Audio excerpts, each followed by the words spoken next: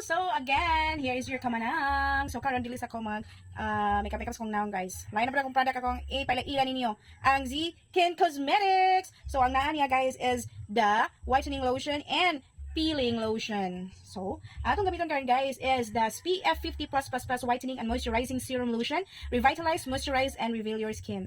Reveal your skin. So, ato ni siyang suwayan guys. Ato ni kuanan unsa jud siya kanindot. I-squeeze na to ang bottle. Yeah, dali ra kay guys. Gamay lang nga squeeze kay dali ra jud kay siya mo agas or mo gawas. So, look at guys.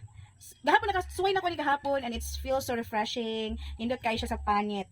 Humot kagyo dili siya amoy kuan. Amoy bata kani guys, bitaw. So nice siya. Paligay nila naka-moisturize. Yeah, very moisturizing, revitalizing, bright gid imong skin ani guys. So, namo siya bayay usa na siya Paris. Nagkuan na ba siya guys? Naka-buy one take one. So ang isa ka kuan lotion guys is peeling lotion. So mamaksit ka ato, ganahan ta makuha ang mga dry skin nimo diha. Ngayon ana or kanang mga kaliskis nimo diha. Pwede kaayo nimo kay iyang tangtangon. Katong mga himbison kaayo og kanang nakuanan giday ko guys. Himbison kaayo og mga panit. Pwede kaayong paksiton or kuhaon sa atong peeling lotion. So Skin Cosmetics. So we will update you, or I will update you kung unsay mga resulta, but so far and so good. Very nice sa gid siya. Okay? PM me.